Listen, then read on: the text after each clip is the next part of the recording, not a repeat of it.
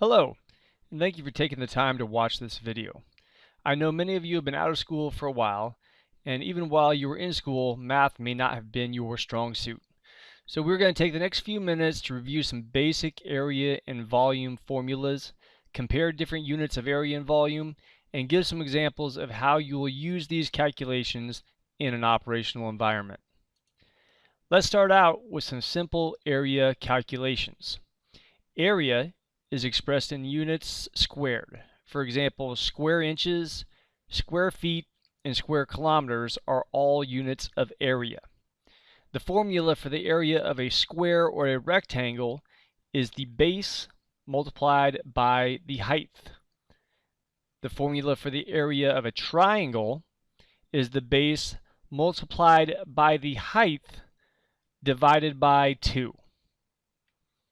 The area of a trapezoid, which has two sides that are parallel to each other and two sides at an angle, is width 1 plus width 2 multiplied by the height divided by 2. The area of a circle is calculated by multiplying pi, which is the ratio of the circumference of a circle to its diameter, and is approximately equal to 3.14 by the radius squared. Volume comes to play when we add a third dimension. Volume is expressed in cubic units such as cubic inches, cubic feet, and cubic yards. In most cases, we simply take the formula for the area of an object and multiply it by its depth. So the volume of a rectangular prism becomes length times width times depth. A triangular prism becomes the base times the height divided by 2 times the depth. A trapezoidal prism becomes width 1 plus width 2 times the height divided by 2 times the depth. And a cylinder is pi times the radius squared times the depth. Some more complex shapes, such as this cone, have their own formula. The formula for a cone is pi times the radius squared times the height divided by 3.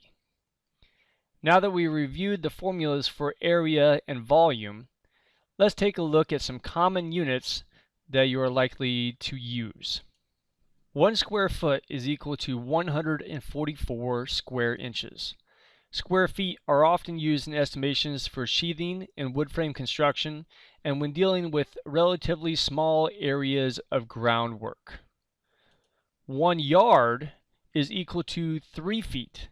So 1 square yard is equal to 9 square feet. The square yard can be used to describe medium areas up to about the size of a football field, or when ordering materials such as geotextile cloth. An acre is equal to 43,560 square feet and is slightly smaller than the size of a football field. It is used to describe the area of large areas of land. This square represents 100 acres. 100 acres is the maximum size drainage area that we can calculate the runoff for using the field estimate method. Compare that to 1 square kilometer, which is the area of ground represented by 1 square on a 1 to 25,000 or 1 to 50,000 map. Now that we've compared different units of area, let's do the same for units of volume. 1 board foot is 12 inches by 12 inches by 1 inch. It is used as a unit of measurement when ordering lumber. A cubic foot is used for measuring small areas. The volume of a small shipping container, such as a 7-cube box, and the flow rate of water or air as cubic feet per minute. A cubic yard is 3 feet by 3 feet by 3 feet, or 27 cubic feet. This is the unit of measurement used to describe large volumes. Cubic yards are used in ordering concrete and is the base unit for all heavy equipment production estimation. The bucket for the 420 Echo backhoe loader has a capacity of 1.25 cubic yards. The hydraulic excavator, or HyEx, has the option of two different buckets. The heavy-duty bucket has a capacity of 1.63 cubic yards. The ditching bucket has a capacity of 1.77 cubic yards. A tram bucket has the capacity of 2.5 cubic yards.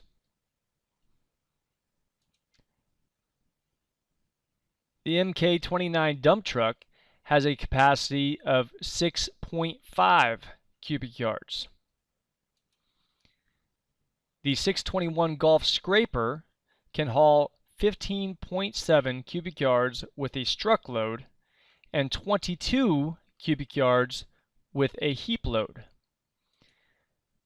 Now compare those capacities with the 1,539 cubic yards required for a 12-foot tall, 300-foot long berm, and you gain some perspective on the amount of work required to move all of that material. Now that we discussed volumetric units, let's take a look at how you will apply these area and volume calculations in an operational environment. In drainage, we calculate the acreage of a drainage basin by converting square inches on a map to acres on the ground. You will use the formula for the area of a trapezoid, width 1 plus width 2 times the height divided by 2, to calculate the cross-sectional area of a waterway, and the formula for the area of a circle, pi times r squared, to calculate the cross-sectional area of a culvert.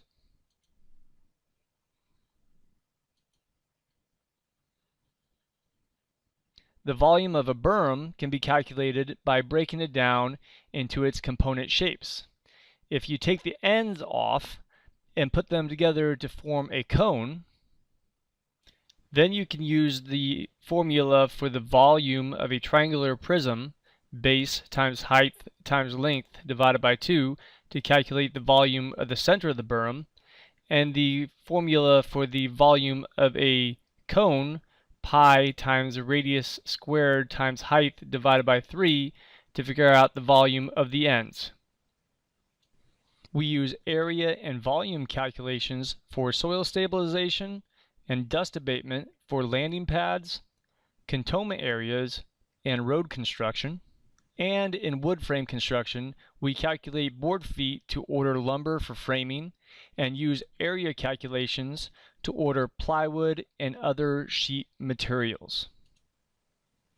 In this video, we talked about some basic area and volume calculations. We identified and compared some common units of area and volume, and we provided some examples of the many ways in which we use area and volume in the engineer field.